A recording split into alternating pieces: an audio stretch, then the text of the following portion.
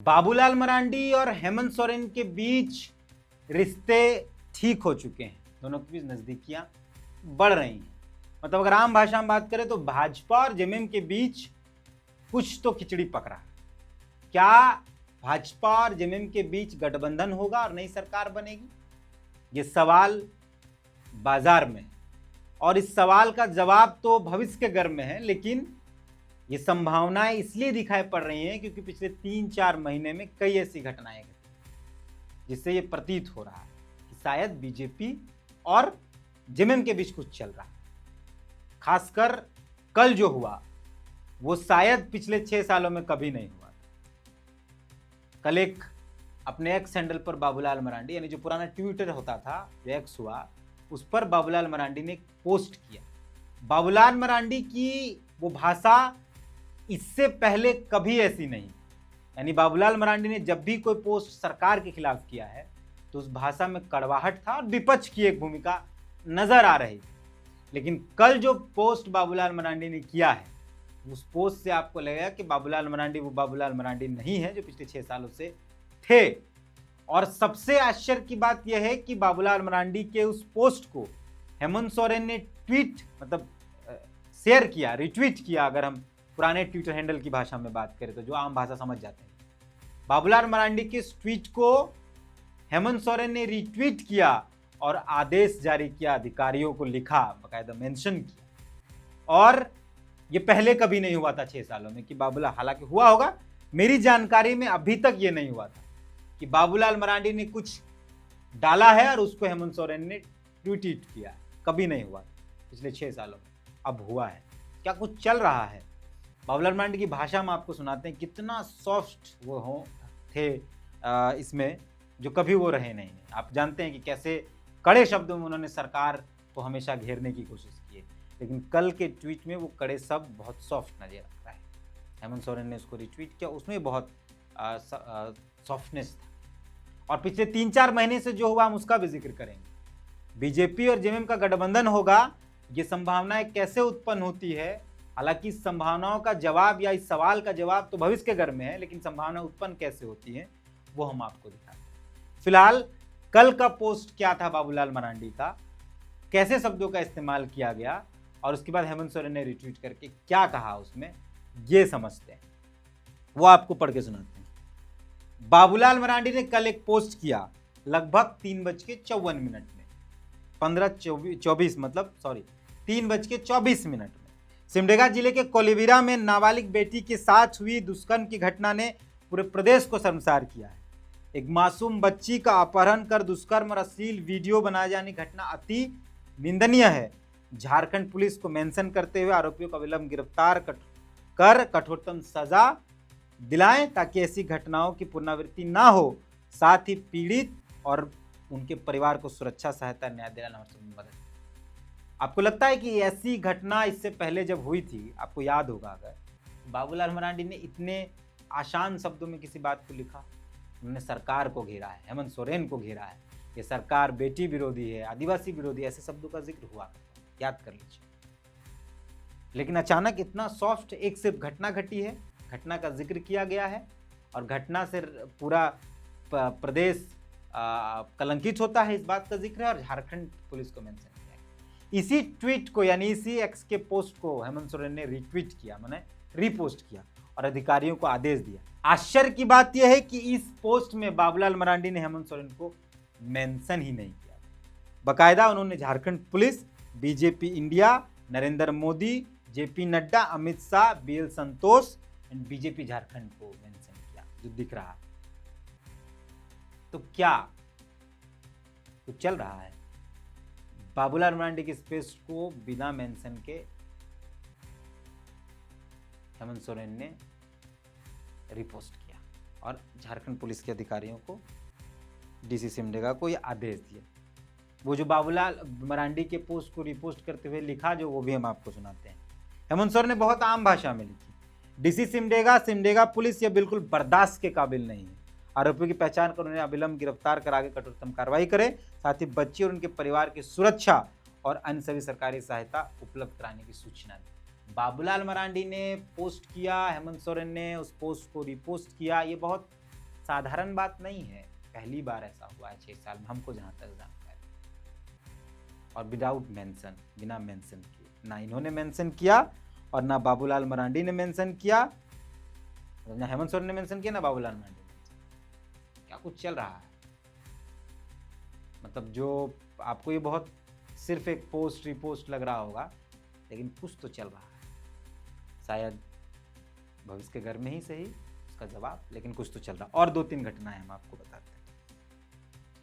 पिछले कई दिनों से हेमंत सोरेन दिल्ली हैं, विपक्ष यह सवाल नहीं उठा पा रहा है मजबूती से, यानी भाजपा, कि राज्य का मुख्यमंत्री पिछले लंबे समय से दिल्ली में, पिता के इलाज के नाम पर ही सही, पर वो दिल्ली में। राज्य किनके भरोसे चल रहा है, ये सवाल विपक्ष यानी भाजपा नहीं उठा रही। क्यों? कितना बड़ा सवाल है। ठीक है, पिताजी बीमार हैं, पर हेमंत सोरेन वहां इलाज उनका नहीं कर रहे। हेमंत सोरेन जो राज्य के मुख्यमंत्री हैं, वो उनका इलाज नहीं कर रहे होंगे, और गुरुजी के देखभाल के लिए कई लोग हो सकते हैं, कई लोग होंगे, क्योंकि हेमंत सोरेन पर सिर्फ पुत्र धर्म नहीं है, उन पर राजधर्म भी लागू होता है। तो उस हिसाब से राजधर्म बड़ा होता है, उस हिसाब से शायद बहुत समय हो गया है, लेकिन इस सवाल को मजबूती से नहीं उठाया जा रहा। बाकायदा बीजेपी के बड़े बड़े नेता जाकर वहां मिलते हैं हेमंत सोरेन से, उसी गंगाराम अस्पताल में। बीजेपी के बड़े बड़े नेता हेमंत सोरेन से जाकर मिल रहे हैं, पर ना तो बाबूलाल मरांडी उस पर मजबूती से बात रख रहे हैं, और ना ही विपक्ष का कोई नेता मजबूती से इस बात को रख कि कैसे राज्य सिर्फ अधिकारियों के भरोसे चले। ये सॉफ्टनेस है। बाकायदा कुछ दिन पहले रघुवर दास और हेमंत सोरेन की मुलाकात होती है, ठीक है, वो गुरुजी के स्वास्थ्य को लेकर है, लेकिन कुछ तो चल रहा है, ऐसा प्रतीत होता है। दूसरा ये, मतलब तीसरा ये कि कुछ दिन पहले झारखंड में अमित शाह आए थे, आपको जानकारी होगी, और एक बैठक हुई थी पूर्वी राज्यों की,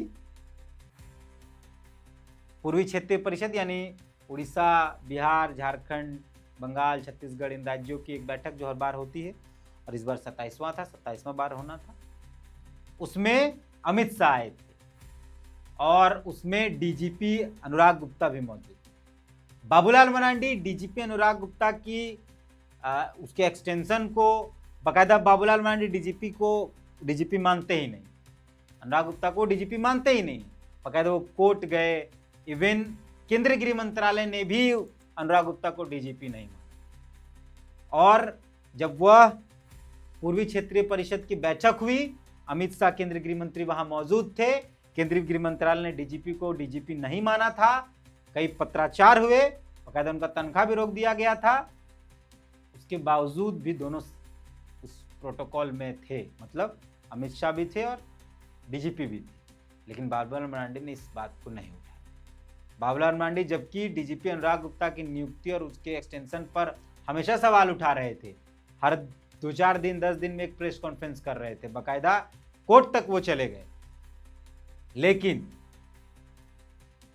जिस दिन अमित शाह आए, अनुराग गुप्ता वहां मौजूद थे, केंद्रीय गृह मंत्री वहां मौजूद थे, पर इस सवाल पर बाबूलाल मरांडी ने एक भी बार बात नहीं की कि आखिर केंद्रीय गृह मंत्री आए हैं और राज्य का डीजीपी वहां मौजूद है, जिसे वो डीजीपी मानते तक नहीं। ये भी सॉफ्टनेस। उसके बाद पता नहीं इसका कनेक्शन, जो बात हम कहने जा रहे हैं उसका कनेक्शन इस बातचीत से है कि नहीं, लेकिन कई बार आप सोचेंगे थोड़ा तो शायद लगेगा। ईडी के एक अधिकारी का इस्तीफा, वही अधिकारी जिन्होंने कई मामलों की जांच की, हेमंत सोरेन को गिरफ्तार किया, हेमंत सोरेन मामले की जांच कर रहे थे।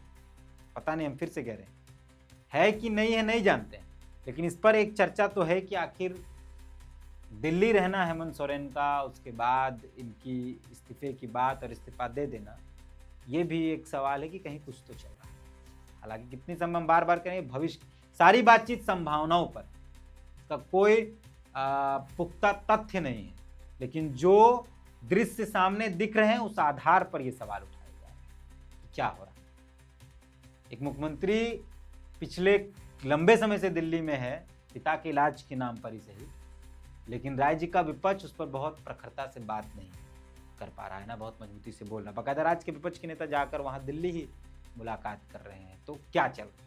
ये बस सवाल है और इस सवाल का जवाब तो भविष्य के गर्भ में है और वो हेमंत सोरेन, जेएमएम, बीजेपी, बाबूलाल मरांडी यही लोग दे पाए। हम लोग भी इस सवाल को उठा सकते।